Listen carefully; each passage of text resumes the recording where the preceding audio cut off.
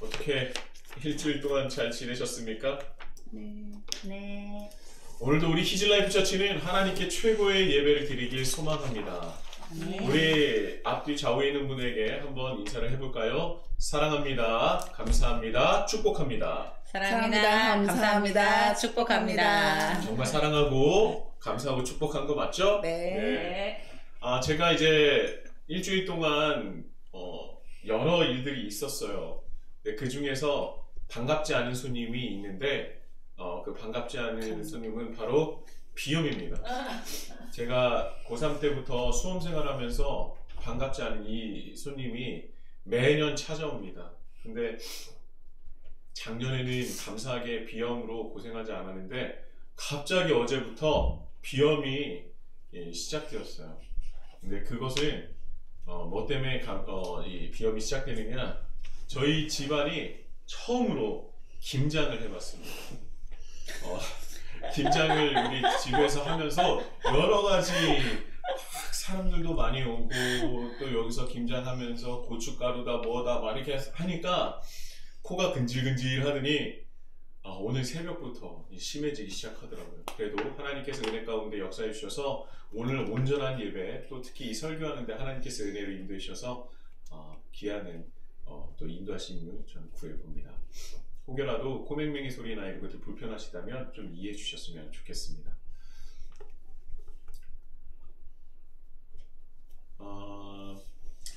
지난주에 제가 말씀드렸다시피 저희는 추수감사주일로 특별한 예배를 하나님께 절기 예배로 드렸고요. 특히 꽃과 함께 감사드림이라는 행사를 통해서 많은 분들과 함께 아름다운 곳으로 꽃꽂이를 하며 하나님께 감사하는 시간을 가졌습니다. 타임 또 많은 분들이 한꺼번에 오셔서 저희는 이제 가정에서 예배를 드리기 때문에 많은 분들이 한꺼번에 오면은 좀 쉽지 않거든요. 그래서 타임 정해서 집을 방문해 주셔서 같이 꽃꽂이를 했는데 참 즐거운 시간이었던 것 같습니다. 저는 한 사람 한 사람이 똑같은 꽃이지만 한 사람 한 사람이 또 하나님께 감사하는 마음으로 꽃꽂이를 했을 때 여러 가지 모양이 나오는 것을 보고 이것이 정말 하나님께서 우리에게 주셨었던 감사의 모양도 여러 가지가 있겠구나라는 생각을 했어요. 그래서 저 1년을 돌아보면서 참 감사할 것들이 참 많았구나라는 생각을 하게 되었습니다. 그런데 이제 그것을 때로는 너무나 감사할 것들을 당연하게 여겨서 감사하지 못했었던 제 모습을 좀 발견하기도 했었고요. 또 이런 것들이 감사할 것이 아니라 내 능력이나 내가 수고하여 얻은 것이라고 생각해서 하나님께 감사하지 못하는 경우도 있지 않았었나 라는 것을 돌아보았습니다. 그러나 우리는요, 기독교, 특히 우리 기독교는 다른 종교나 세상과는 세계관 자체가 다르다라고 말씀드렸지 않았습니까? 내가 수고했고 또 내가 내 손 안에 있지만 그것은 하나님께서 나를 향한 특별한 사명을 이루시기 위해서 맡겨주신 것으로 우리가 생각을 한다고 그랬어요. 그리고 그것은 무엇을 위해서요? 바로 하나님과 하나님 나라를 위하여, 하나님의 의를 위하여 사용하기 위해서 우리에게 맡겨주신 것이라고 제가 말씀드렸지 않았습니까? 오히려 하나님의 일하심에, 그 역사하심에 나를 통하여 일하시는 것에 대하여 감사하며 기쁨으로 기꺼이 순종하고 따르는 것. 네, 바로 이것이 나에게 하나님께서 주신 것, 그 이유라는 것이죠. 이것이 기독교의 특징이자 장점이라고 제가 말씀을 드렸습니다. 그렇기 때문에 우리 기독교는 다른 종교에 흔히 나타나는 기복적인 요소가 필요가 없다는 거예요. 기독교는 다른 종교와 같이 무엇을 달라, 무엇은 주셔야 된다가 아니라 우리는 나에게 허락하신 것을 감사하는 종교고요. 또한 그것을 통하여 하나님께서 어떻게 일하실지를 구하고 감사하며 기대하는 종교가 바로 기독교라고 말씀을 드렸어요. 그래서 무엇을 달라 하나님께 구할 필요가 없다는 겁니다. 우리보다 더 그 필요를, 우리의 필요를 더 잘 아시는 분이기 때문이죠. 기본적으로 하나님께서 우리의 필요를 아셔서 채워주시고 또 하나님의 일을 하시기 위하여 나를 그리고 우리를, 공동체를 이끄신다는 그 신앙과 믿음이 있기 때문에 우리는 내 손에 무엇은 주셔야 된다, 달라 하실 필요가 없다는 겁니다. 그런데 그렇다고 해서 노력하지 말라는 이야기가 아니에요. 하나님께서 필요를 아시기 때문에 다 채워주시기 때문에 우린 일할 필요가 없다가 아니라 오히려 우리는 세상보다 더 노력하고 더 치열하게 살아갈 수밖에 없습니다. 왜요? 나를 통하여 하나님께서 일하실 것을 기대하기 때문에 내 스스로를 준비해야 하는 사람이 된다는 것이죠. 그래서 우리는 세상 사람보다 훨씬 더 노력하고 훨씬 더 치열하게 살아갈 수밖에 없습니다. 하나님께서 나를 통하여 일하실 것을 기대하고 나 또한 그것에 부응하며 살아가야 하기 때문에 우리는 노력하고 또 나를 준비할 수밖에 없기 때문입니다.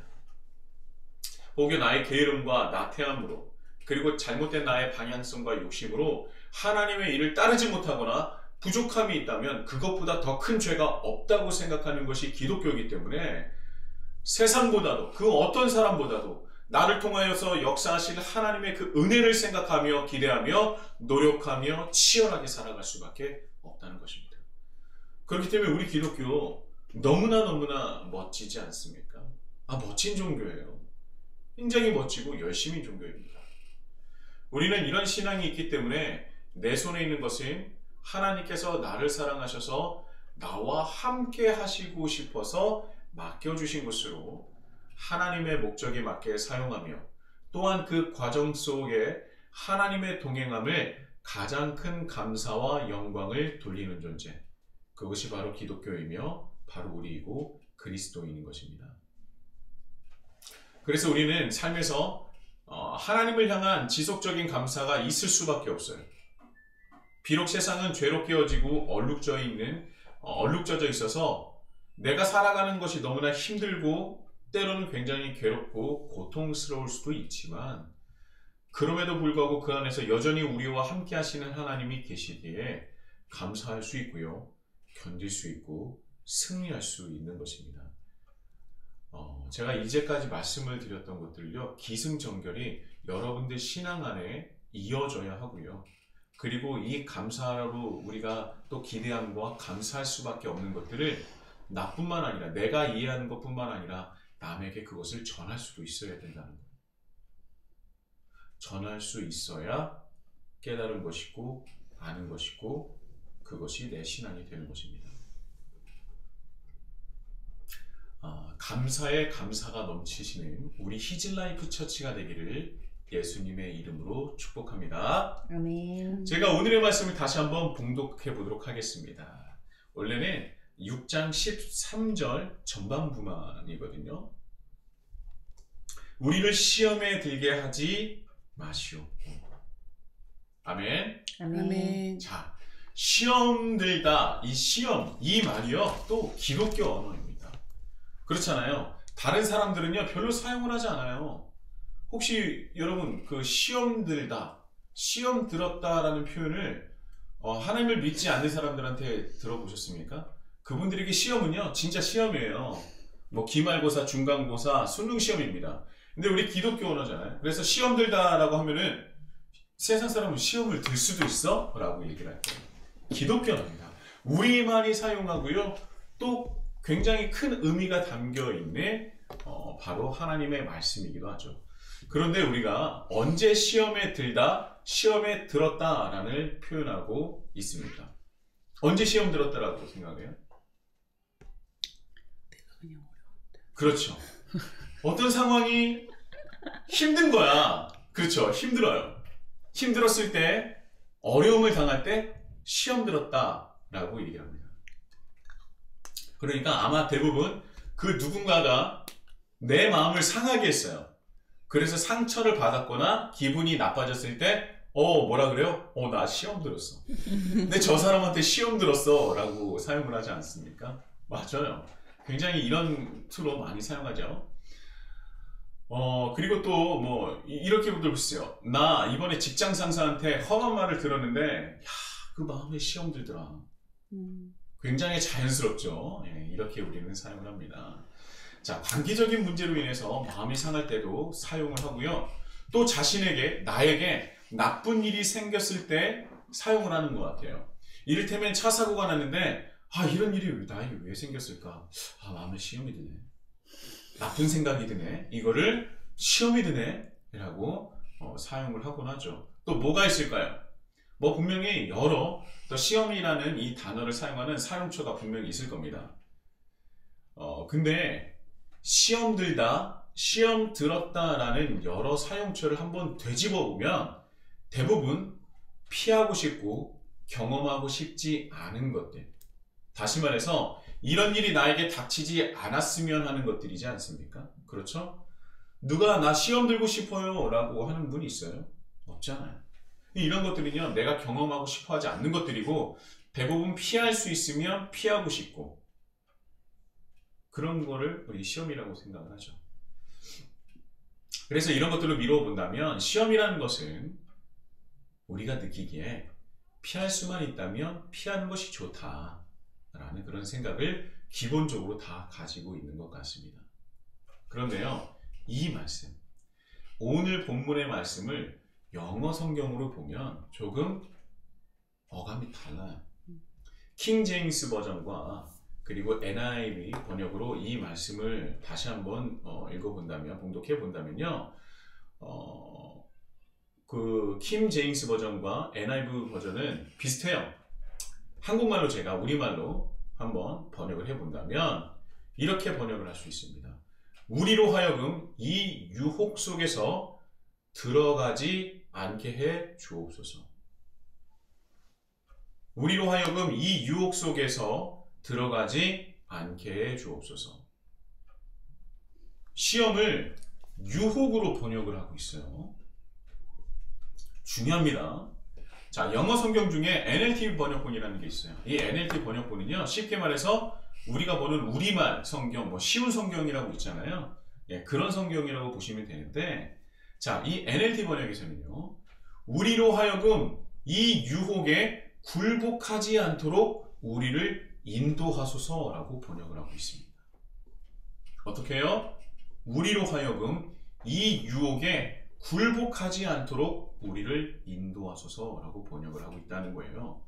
자, 그렇다면 지금 우리가 주일 기도로 우리를 시험에 들게 하지 마시옵고 라는 것과 그리고 영어 성경의 번역본과는 약간 좀 차이가 있다고 느껴지지요.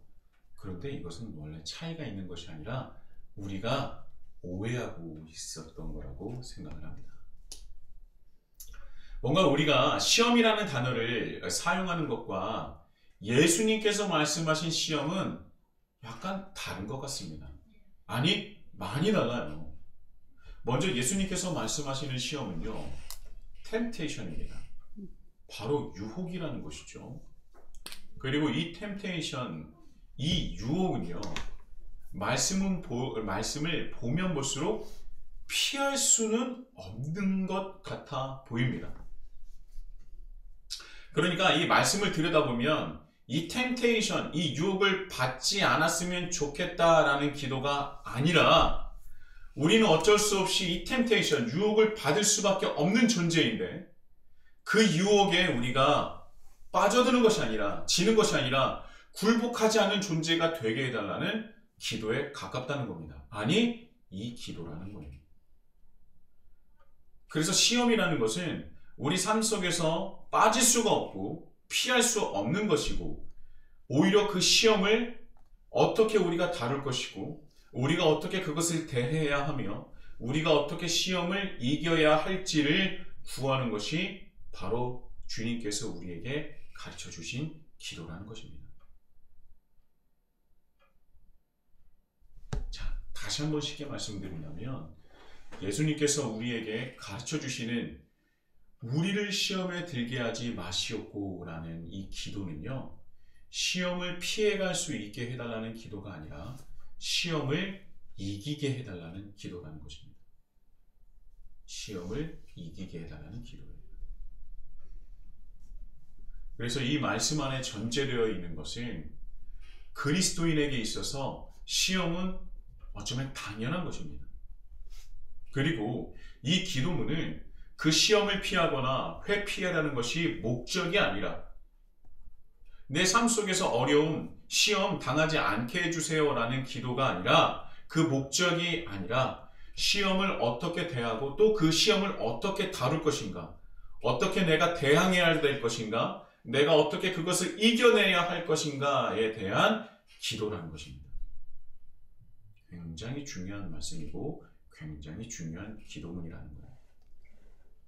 이 또한 시험은요, 우리가 익히 알고 사용하는 내 마음이 상하거나 상처받았거나 나쁜 일이 생긴 것이 아니라 오히려 내가 매우 빠지기 쉬운 것을 말하는 거예요. 내가 빠지기 쉬운 것, 외면하기 어려운 것, 오히려 내가 싫어하는 것이라기보다는 내가 원하는 것에 가깝고 내 욕망에 가까운 것들을 말하는 것이 바로 시험이라는 단어입니다. 그러니까 이제까지는 우리가 내가 싫어하거나 내 마음이 상하거나 나에게 나쁜 일이 생겨서 피하고 싶은 것을 시험이라고 생각을 했는데 오히려 그 반대라는 거예요. 성경에서 말하는 시험은요, 오히려 내가 내면 깊숙이 내가 욕망하고 내가 가지고 싶어하고 이루고 싶어하는 것들, 그리고 내가 빠지기 쉬운 것들, 내가 헤어나오지 못하는 것들, 그것을 바로 성경에서는 시험이라고 얘기를 하고 있습니다. 성경에서 말하는 시험은 오히려 우리의 욕망에 가까운 것들이에요. 그래서 이 시험은 나에게 있어서 굉장히 매력적입니다. 홀리기에 딱 좋은 것들이에요. 빠져들기에 딱 좋은 것들입니다. 내 입맛에 딱 맞는 것들이에요. 내가 정말 하고 싶은 것들이에요. 정말 내가 이루고 싶은 것들이에요. 내가 정말 가지고 싶은 것들이었던 것입니다. 그것이 시험, 템테이션, 유혹이라는 거예요. 그래서 야고보는요, 시험에 대해서 아주 명확하게 말씀을 전하고 있습니다. 야고보서 1장 12절에서 15절까지 말씀인데요. 제가 한번 봉독할 테니 여러분 한번 귀에 잘 귀로 영으로 한번 들어보세요. 시험을 참는 자는 복이 있나니 이는 시련을 견디어낸 자가 주께서 자기를 사랑하는 자들에게 약속하신 생명의 면류관을 얻을 것이기 때문이라.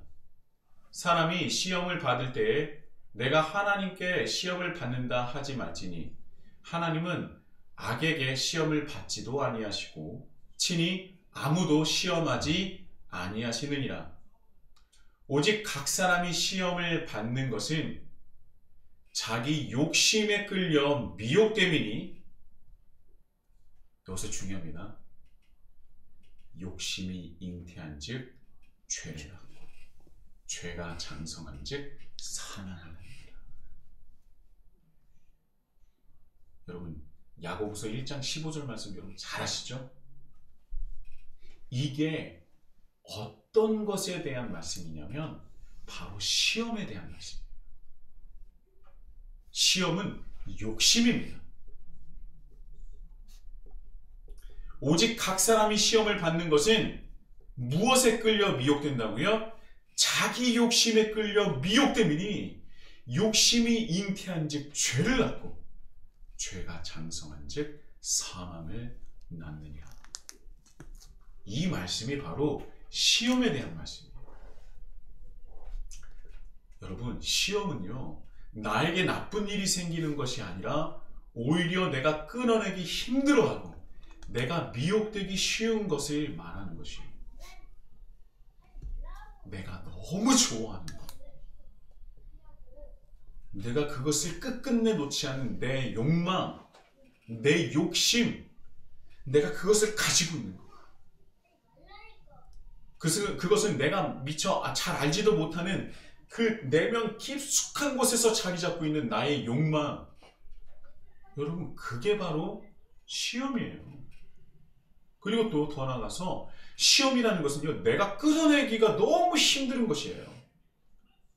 내가 끊어내기도 힘들고요 내가 그것을 이제는 하지 않으리라 결단하기가 어려운 겁니다. 그리고 지켜내기도 어려운 것들을 얘기해요.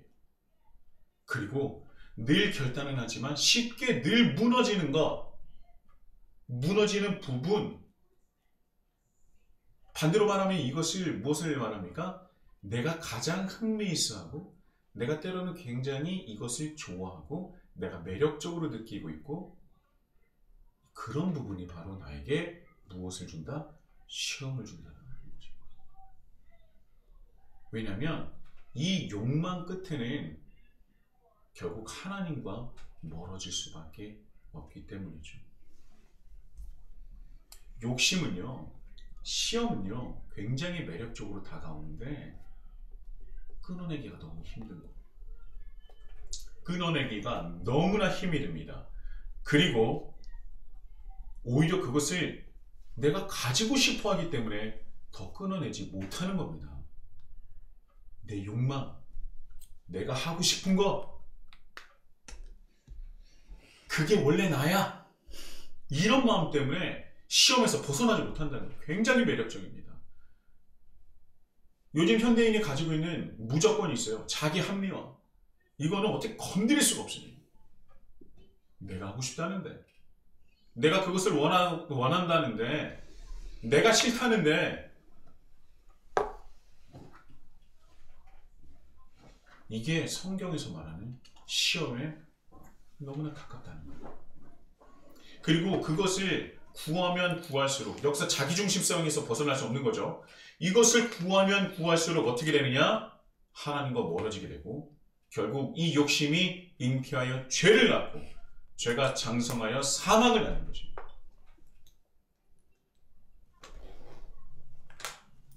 제가 계속 반복해서 말씀드립니다. 이 시험은 무엇이냐? 내가 내 힘으로는 절대 끊어낼 수 없는 것으로 하나님과 멀어지게 하는 가장 멋지고 가장 매력적이고 현혹되기 쉬운 것이요, 가장 강력한 사단의 무기인 것입니다. 그래서 이 시험은요, 우리 삶 속에서 절대 사라지지 않습니다. 시험은 계속됩니다. 우리 곁에서 끊임없이 나를 향해서 도전합니다. 그리고 특히 그리스도인으로 하나님의 자녀로 살아가고자 노력하면 노력할수록 그 시험은 더 커지고 더 커지고 더 커진다는 거예요. 이 시험이라는 것은요, 사람의 본능을 건드리거든요. 내 생각에 지금 가장 필요하다고 생각하는 것들, 때로는 내가 가장 좋아하고 사랑하는 것들일 가능성이 매우 높아요. 본능에 가까우면 가까울수록 더 그렇지 않습니까?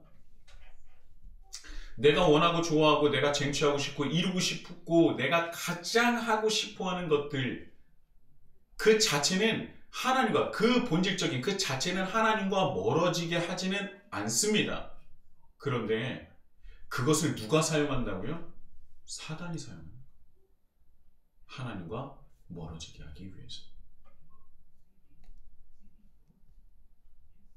그러니까 뭐 책을 좋아한다, 컴퓨터를 좋아한다, 뭐 문구리를 좋아한다, 사람을 좋아한다, 뭐 영화를 좋아한다, 이런 여러 가지들이 있잖아요. 이런 것뿐만 아니라 여러 가지가 있을 텐데, 내가 좋아하고 원하는 것들이 있는데 그 자체는 나쁘지 않아요. 그러나 그것을 사단이 이용하여 사용할 때 그것은 때로 나에게 시험으로 다가온다는 것입니다. 하나님과 멀어지게 할 수 있다는 것이죠.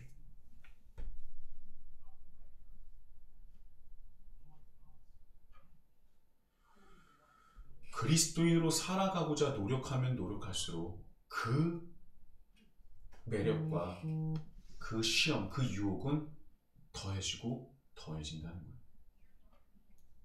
설교 후반부에 다시 한번 말씀을 드리도록 하고요.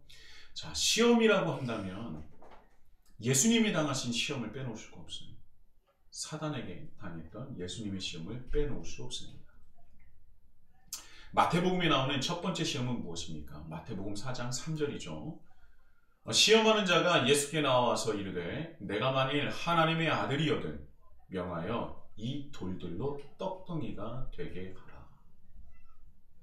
지금 예수님의 상황은요, 40일을 금식하셨기 때문에 떡이 어느 때보다도 필요한 상황이었어요. 그렇겠죠? 먹고 싶었겠죠. 그래서 예수님에게 있어서 가장 필요한 것으로 유혹을 하는 것입니다. 하나님과의 만남을 단절시키려는 것이죠. 여러분, 다시 한번 말씀드리지만 떡 자체는 나쁜 게 아니에요. 당연히 사람에게 있어서 생명을 연장시키는 너무나도 필수적인 것 아닙니까? 그런데 우리가 무엇인가 끊어내야 할 때, 내려놓아야 할 때 그것을 합리화하기 위해서 하는 말이 그게 왜 나쁜 건데? 라고 말을 하죠. 근데 그때 우리는 얘기할 수 있어요. 그거 자체는 나쁜 게 아니야. 때로는 내가 살아가는 데 있어서 굉장히 필요한 것일 수도 있어. 그러나 다만 시기와 때, 그리고 하나님의 일하심에 있어서 방해가 되고 벽이 될 수도 있다는 것이죠. 그렇다면 우리는 그것을 내려놓을 줄도 알아야 한다는 것입니다. 이 떡이라는 것은요, 사람에게 당연히 필요한 거예요. 그런데 이 말씀에 있어서 떡으로 인한 사단의 시험은 앞으로 역사하실 예수님을 통한 하나님의 나라 그 역사와의 그 관련이 있기 때문에 예수님께서 그것을 당당하게 거절을 하신 거예요. 비단 이것은 너 이거 먹고 빨리 힘내야지, 뭐 허기짐을 빨리 채워야지 라는 정도가 아니라는 거예요. 사단이 예수님에게 주신 이 유혹은 앞으로 예수님께서 하실 그 사역과 깊은 연관이 있기 때문에 그것으로 사단이 이용하여 시험을 준 것인데요. 자, 이 당시 예루살렘에 사는 사람들은요, 거의 대부분이 극빈층이었어요. 극심한 가난과 고통으로, 그리고 굶주림으로 굉장히 얼룩지고 힘들었던 시대라는 것입니다. 그래서 이스라엘 백성들이 가장 바라는 것이 이 당시에 무엇이었느냐? 로마의 압제와 로마와 결탁하여 배불리 먹고 사는 사람들을 하나님이 제거해주고, 메시아가 와서 제거해주고, 이제 자기가 배불리 먹고 살고 압제하는 사람이 되고자 하는 것이 그들이 원하는 하나님 나라였던 거예요. 그들은요, 자기들이 선택받은 민족으로서 지금은 압제를 받고 있지만 나중에는 모든 민족 위에 군림하는 민족이 되기를 원했던 것 아닙니까? 자, 여기서도 틀렸지만 그들 마음속에 있는 것이 무엇이냐면 너무나 지금 힘들어요. 너무나 배고픕니다. 제대로 식사를 할 수 있는 사람들이 거의 없었어요. 그래서 그들은 1차적으로 자기를 배불리 먹여줄 존재가 필요했습니다. 그리고 그들이 그런 존재가 자기의 왕이 되기를 원했던 거예요. 실제로 요한복음 6장에 나오는 오병이어 사건을 보면요, 요한복음 6장 15절에 이렇게 나와 있습니다. 그들이 와서 자기를 억지로 붙들어 임금으로 삼으려는 줄 아시고 다시 혼자 산으로 떠나 가시니라. 사람들이 뭐라고 했다고요? 배불리 먹여주니까 예수님을 누구로, 어떤 존재로 만들고 싶어 해요? 네, 임금으로, 왕으로 삼으려고 했다는 것이죠. 그때 당시에 이 먹고 사는 문제가 너무나도 중요한 시대였어요. 사단은 그래서 예수님에게 돌들이 떡들이 되기 위해서 사람들에게 다가가라 라고 말을 한 것이죠. 이제까지 예수님께서 오랜 시간 동안 이 이스라엘 백성들을 모아놓고 설교하셨어요. 정말 오랜 시간 동안 설교하셨어요. 하나님의 나라에 대해서, 복음에 대해서 말씀을 전하고 계셨어요. 그리고 시간이 오래 지나다 보니 사람들이 배고파 지친 것을 보고 떡 5개와 물고기 2마리를 가지고 배불리 먹이셨습니다. 그랬더니 사람들이 어떻게 변한다고요? 이제까지 예수님께서 말씀하신 하나님 나라와 하나님 나라의 가치와 이 복음과 너희들이 특별하게 선택받은 민족이 아니라 모든 민족에 군림하는 것이 아니라 너희들이 먹고 사는 것이 문제가 아니라 하나님의 나라는 이런 것이다 라고 말씀하셨던 예수님의 말씀을 다 뒤로 하고 어떻게 했다고요? 나를 배불리 먹여주니까 예수님을 바로 임금으로 삼으려고 예수님을 쫓아가는 것입니다. 이제까지 정말 오랜 기간 동안 예수님께서 말씀하신 것들이 다 필요 없게 됩니다. 예수님이 그 수많은 시간 동안 로마를 없애야 된다고, 이스라엘만이 선택받은 민족이라고, 다른 민족을 우리가 굴복시킬 것이라고, 이제 이 세상은 우리의 것이라고 말씀하셨겠습니까? 내가 이제 밥을 줄 테니 너는 나를 왕을 삼으라고. 그렇게 수많은 시간 동안 예수님께서 말씀하셨겠어요? 그렇지 않아요. 오히려 하나님 나라는 모든 민족이 하나됨을, 그리고 어떻게 이 세상을 하나님께서 사랑하시는지, 그리고 단 한 사람도 빠짐없이 구원에 이를 것을 원하신다고 말씀을 하시지 않았겠습니까? 하나님 나라 가치에 대해서 정말 많이 말씀하시지 않았겠어요?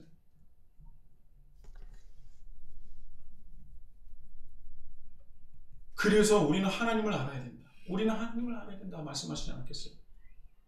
근데 사람은요, 그 욕망에 사로잡혀서, 그 시험에 사로잡혀서, 그 유혹에 사로잡혀서 예수님의 말씀을 뒤로한 채 예수님을 그저 자신의 왕으로만 세우려고 한 것이죠. 그들은 바로 시험에 든 것입니다. 그래서 예수님은 그들과 함께 하시지 못하시고 그 자리를 떠나시고 홀로 산으로 올라가신 것이죠. 여러분, 예수님은요, 우리의 욕망을 채우려 이 땅에 오신 것이 아닙니다. 인간의 욕망을 채우라, 그들이 가장 필요로 하는 떡을 가지고 가라, 그렇게 얘기하고 그렇게 유혹하는 것이 오히려 사단이라는 거예요. 왜냐하면 그들이 욕망을 채워주고 그들이 필요로 하는 것들, 그것을 주면 너를 잘 따를 거야 라고 한 것이죠. 근데 그때 예수님께서 뭐라고 말씀하십니까? 사람이 떡으로만 살 것이 아니요, 사람이 욕망으로 살 것이 아니요, 즉 하나님의 입으로부터 나오는 모든 말씀으로 살 것이라. 예수님은요, 말씀을 전하시는 분, 복음을 전하시는 분입니다. 하나님 나라의 가치를 우리에게 알려주시는 분, 우리의 욕망을 채워주시는 분이 아니라는 것입니다. 오히려 우리의 뜻이 아니라 하나님의 뜻을 이루시는 분이시라는 것이죠. 오히려 하나님이 우리의 욕망을 채우면 점차 하나님과 멀어질 수밖에 없을 것입니다. 시험은 우리의 가장 깊숙한 곳에 내가 가장 가지고 싶어하고 욕망하는 것,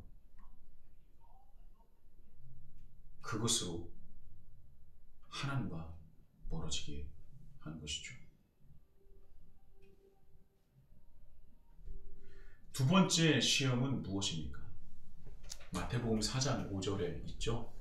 마귀가 예수를 거룩한 성으로 데려다가 성전 꼭대기에 세우고 이르되 내가 만일 하나님의 아들이거든 뛰어내리라. 기록되었을 때 그가 너를 위하여 그의 사자들을 명하시리니 그들이 손으로 너를 받들어 발이 돌에 부딪히지 않게 하리로다 하였느니라. 자, 거룩한 성, 성전 꼭대기에 올라가서 성전에서 뛰어내리라 라는 것이죠. 자, 이 말씀이 정말 높은 곳을 두려워하는 사람의 두려움을 이용한 것일까요? 높은 곳을 두려워하는 저처럼 고소공포증이 있어서 예수님이 높은 곳에 올라서 너 뛰어내려라, 너 뛰어내리지 못하지?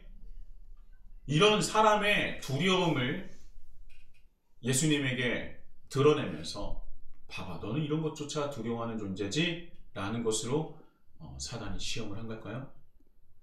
시험이 유혹이라면서요. 어떤 유혹입니까? 이 시험은 사단이 예수님을 어떻게 유혹한 것입니까? 여러분, 성전이라는 곳은요, 이스라엘 백성들에게 어떤 곳입니까?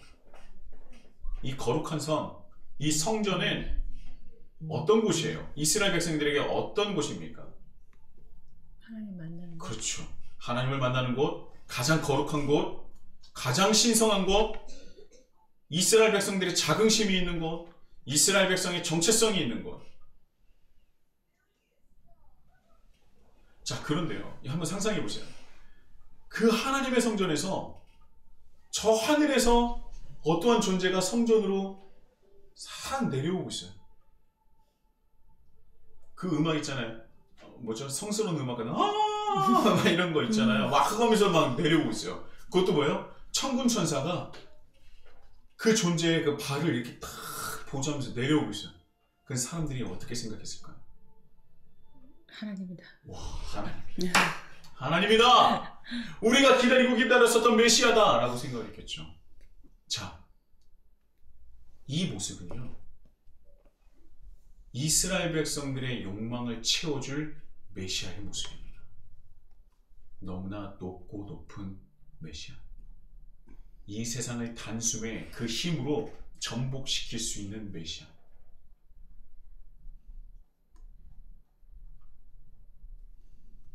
예수님께서 우리에게 말씀으로 보여주신 그 모습과는 완전히 정반대되는 모습이죠.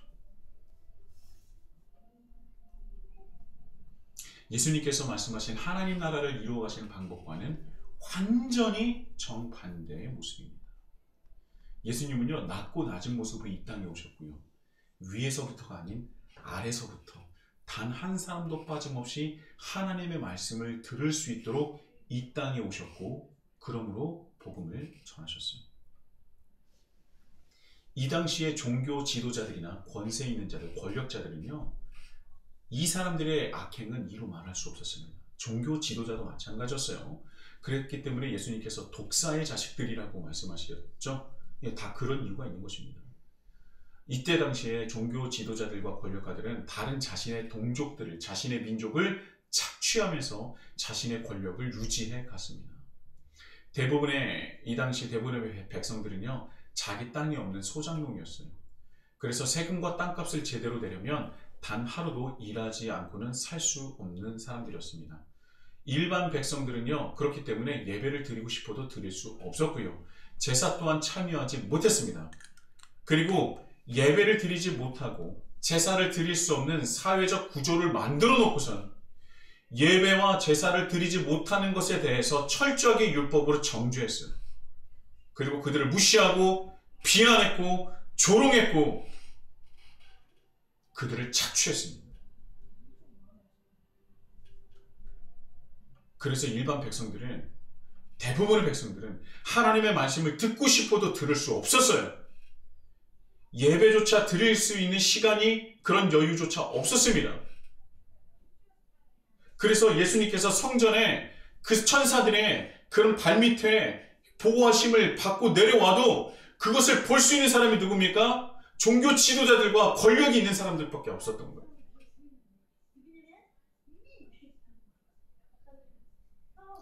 예배를 드리고 싶어서, 제사를 드리고 싶어서 정말 짬내고 모든 것을 아끼고 살뜰하게 해서 겨우 성전에 들어가면 그 성전에 그들이 들어갈 수 있는 공간은 상인들만 가득했습니다.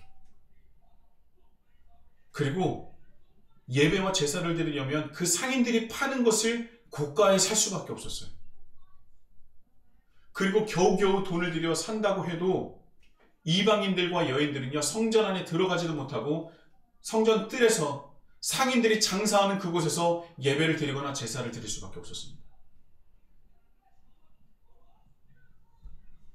예수님께서 성전에 내려가시더라도 그들이 자랑스러운 성전에 들어가서 정말 엄청나게 성스러운 모습으로 내려오셔도 그것을 볼 수 있는 사람은 누구예요? 종교 지도자들과 귀족들과 권력자들과 권세자들밖에 없었다는 겁니다. 그래서 예수님은요, 철저하게 낮고 낮은 모습으로 이 땅에 내려오십니다. 그리고 그들에게 필요한 것은 떡이 아니라 하나님의 말씀이라고 전하신 것이죠.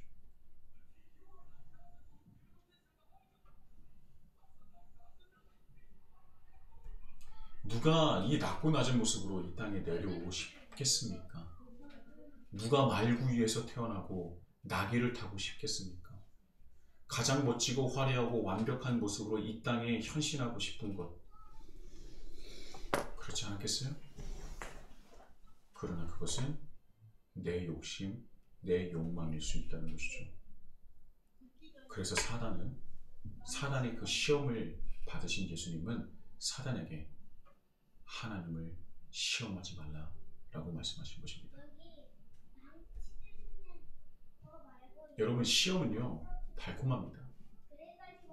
세 번째 유혹까지, 시험까지 여러분들 나누고 싶지만 시간이 너무 가서 나중에 또 시간이 있잖아요. 우리가 함께 할 수 있는 시간은 너무나도 깁니다. 여러분, 시험은요 너무나 달콤해요. 매력적이고요. 끊어내지 못할 내 욕망입니다. 그래서 우리가 기도해야 할 것은 그 시험을 당하지 않게 해달라는 것입니까? 그렇지 않아요. 예수님께서는 우리에게 그런 기도를 가르쳐 주시지 않았습니다. 하나님, 나 이런 시험 당하지 않게 해달라고, 이런 거 피하게 해달라고, 내 마음의 상처 당하지 않게 해달라고, 이런 어려움 당하지 않게 해달라고, 그런 기도를 드리라고 예수님께서는 우리에게 말씀하시지 않았습니다. 우리에게 가르쳐 주시지 않았어요. 우리에게 어떻게 가르쳐 주시냐면, 하나님, 우리로 하여금 이 유혹에, 이 시험에 굴복하지 않도록 우리를 인도하소서. 여러분, 그리스도인들은요 시험을 피하지 않습니다. 시험을 회피하지 않습니다. 오히려 그 시험을 믿음으로 인내하고 승리하는 존재입니다. 누구를 위해서 인내하고 누구를 위해서 승리하는 것입니까? 바로 하나님과 하나님 나라를 위해서 믿음으로 인내하고 승리하는 것입니다. 사단이 가장 싫어하는 것은요 바로 우리가 믿음으로 온전하게 서는 거예요. 하나님과 동행하는 것을 가장 싫어하죠. 그래서 우리가 가장 좋아하고 내면 깊숙한 곳의 욕망을 늘 건드리는 겁니다. 넘어지게 하죠. 하나님과 멀어지게 하죠. 하나님의 뜻을 따르지 못하게 하죠. 하나님 나라를 확장하지 못하게 하죠. 우리를 괴롭힙니다. 내가 가장 좋아하는 것으로, 내가 가장 욕망하는 것으로, 내가 가장 원하는 것으로.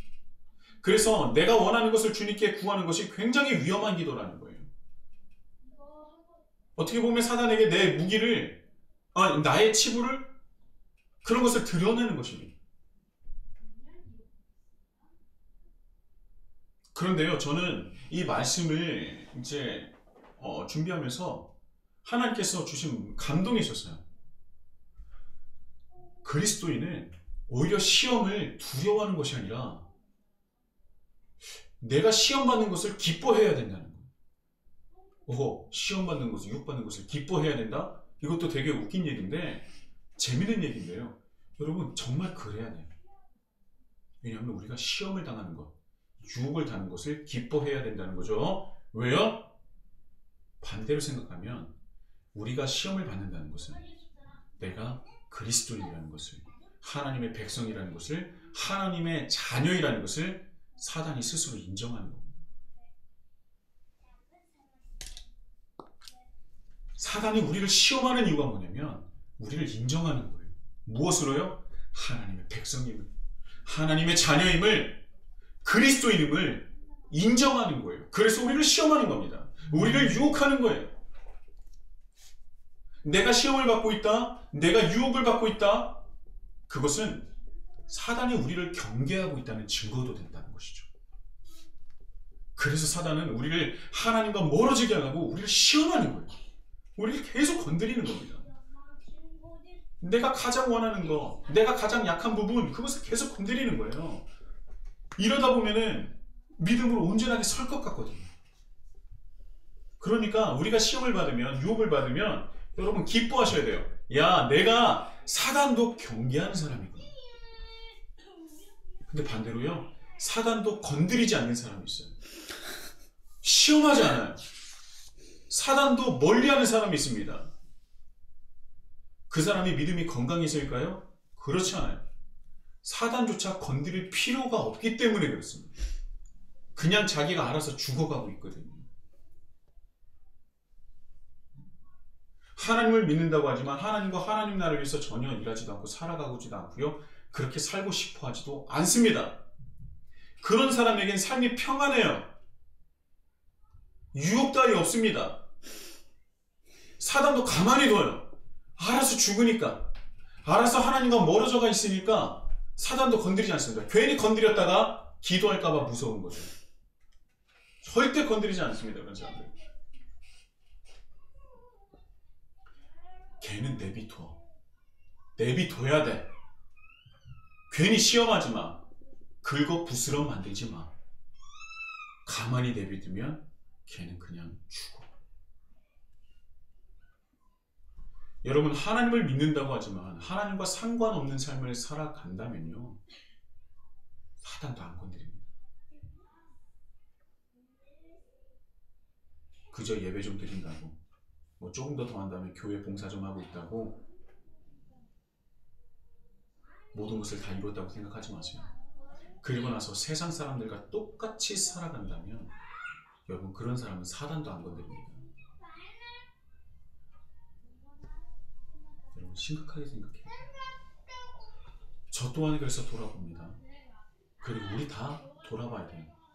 나는 사단이 건드리는 존재인지 아니면 거들떠보지도 않는 존재인지, 내 삶에 유혹이 있는지, 내 삶에 유혹도 없이 평탄한지.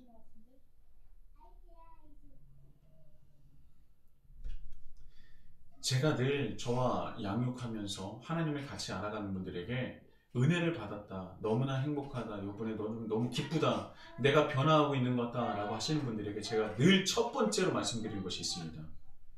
집사님, 너무나 좋습니다. 그런데 경계하세요.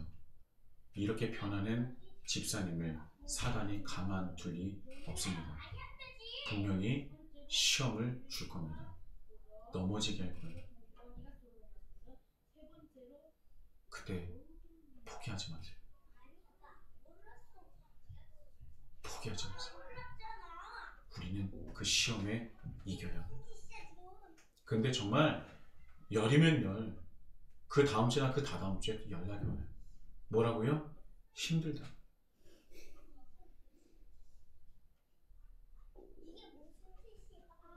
여러분, 그때 힘들 때, 이제까지 사단이 나를 경계하지 않았는데 이제야 비로소 사단이 나를 경계하는구나. 여러분, 그 마음을 가지시고 기뻐하세요. 그리고 우리는 그 시험을 통해서 무너지는 존재가 아닙니다. 고린도전서 10장에 뭐라고 말씀하셨어요? 하나님께서 우리에게 감당할 수 있는 것만 주신다고 했죠? 감당할 수 있어요.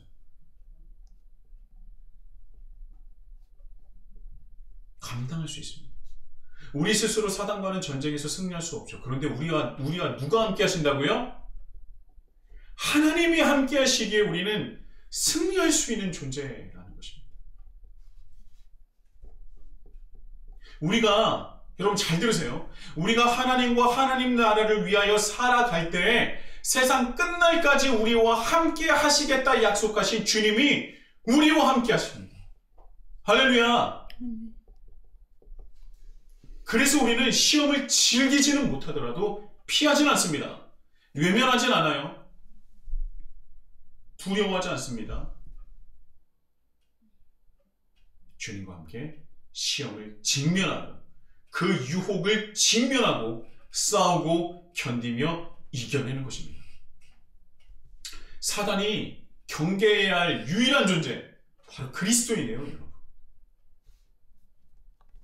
하나님과 하나님 나라를 위하여 살아가는 존재, 오직 하나님의 법과 하나님의 뜻에 따라 살아가는 존재, 죄로 깨어진 세상 속에서 살아남기가 힘들지만 우리는 승리할 수 있습니다. 오직 하나님 나라, 하나님과 하나님 나라를 위해서 살아갈 때 우리는 시험에 빠지지만 시험에 이길 수 있는 거예요. 하나님이 함께 하시기 때문에. 우리가 하나님과 하나님 나라를 위해서 살아갈 때 하나님께서 우리와 함께 하시기에 우리에게 약속된 승리, 그 약속된 승리의 은혜와 약속된 그 승리의 역사가 우리 히즈라이프 처치 한 분 한 분 삶 속에서 일어나시기를, 그 역사가 일어나시길 예수님의 이름으로 축복합니다. 아멘. 우리 다 같이 찬송하실 텐데요.